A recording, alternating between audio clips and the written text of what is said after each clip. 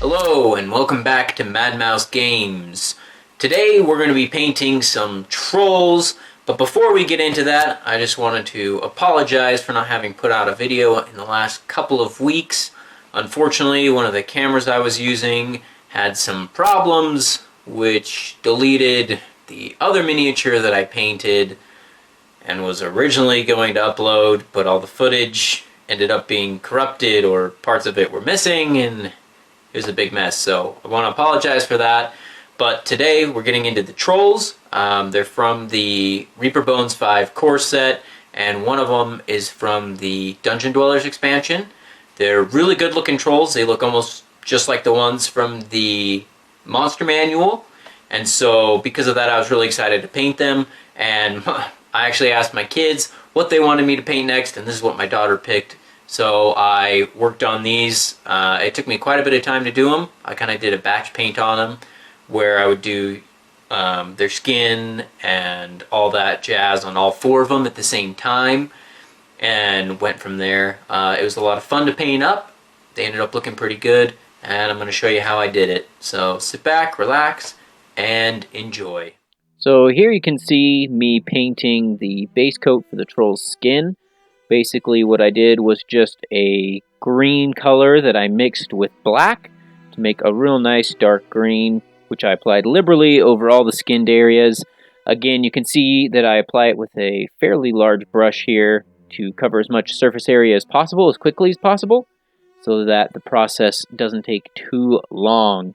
And while I base coat, I don't really worry about what I get it on, if I get it on the troll's clothes or anything like that, the hair. I'm not really worrying about it. Mostly I'm just trying to get good coverage at this point, making sure I cover up all the skin. On the first miniature, I did end up doing a second coat on some of the parts that I had missed, but on the rest of the trolls I'd done a pretty good job. Here you can see me applying the second layer to the skin. I just went to a lighter green.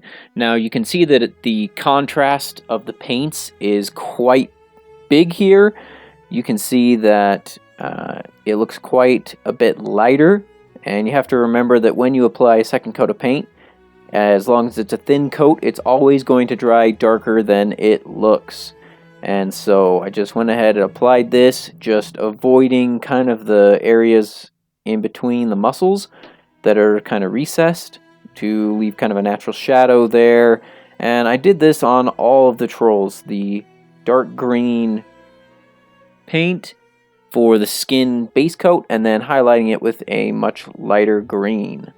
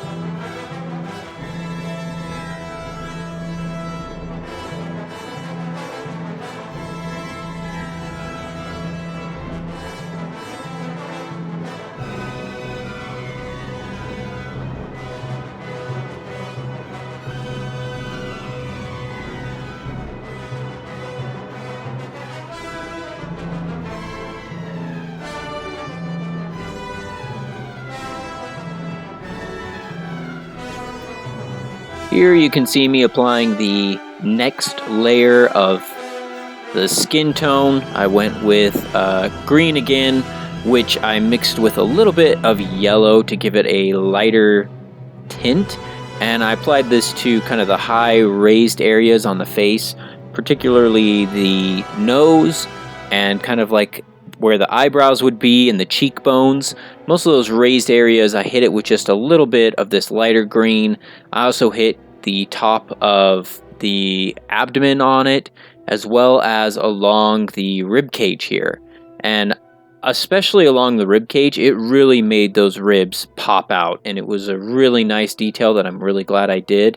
I added it in a couple of different other places, like the knuckles on the fingers to kind of distinguish those from just the rest of the finger parts, as well as a little bit on the higher raised areas of a couple of the muscles, because I thought it gave it a really nice look. And this yellow mix with green ended up being a really nice final layer to the skin. I did come back later with like a pure yellow that I added on in a couple of spots, like the little spots on the back of the troll, which I also added this lighter green on. And the pure yellow I didn't think ended up looking that great, so I came back later with green again and went over that yellow to kind of bring it back to this tone after I'm done with this layer, so that it looks more like this.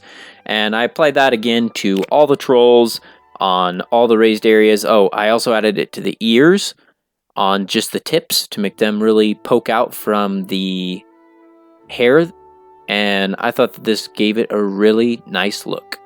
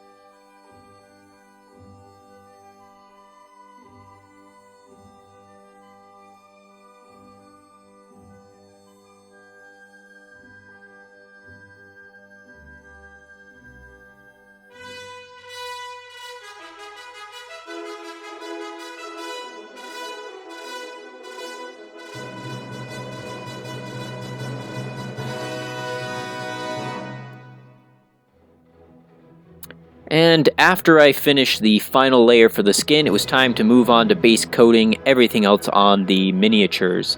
This includes two of the miniatures had kind of these bone loincloths that I'm painting now, where I just painted the bones an off-white color and then came back through and painted the loincloth in kind of an orangey brown color, which I'd go back through later and add a couple of little detailed touches to. Most of the trolls also had some kind of like gold coin pouch or like chest that that I painted kind of a darker brown most of the time and just added a little bit of detail there. And shortly I'll be talking about kind of the other two that didn't have the bone loincloths had these little turtle shells, And if you want to see how I painted those in greater detail, I'll put a link up at the top to my Spike Shell Anti-Paladin that I painted earlier this year, because I painted the turtle shells basically the exact same way, and that one ended up looking really good. So if you want to know how I painted these shells, go check out that other video for a better description and better video of how I did it.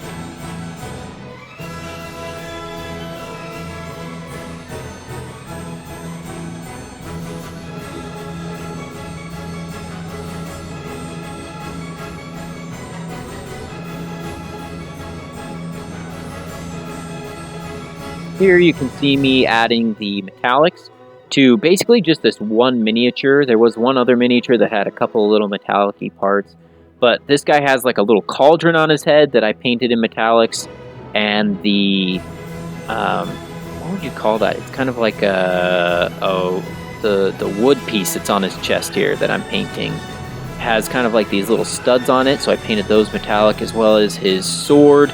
And he has a couple of little like rings that some rope passed through that I also painted metallic, as well as the axe on the other troll. So here you can see me kind of dry brushing the shield that he has, that is like a turtle-y shell, and I just went through with a really light brown, and then I would put back down a slightly darker brown, and I did a bunch of repeat dry brushings on there. You can see me doing here, and it really had a good effect in the end.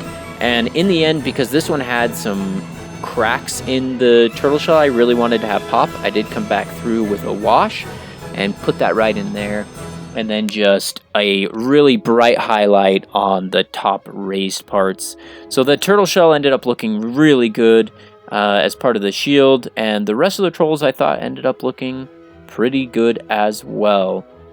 So let me know what you thought down in the comments, and if you liked this video, please give it a like and subscribe if you want to join me on my journey as I go through painting the entire Reaper Bones 5 core set and the 2 expansions that I bought. So again, thank you for sticking around to the end of the video and watching, and you have a wonderful day.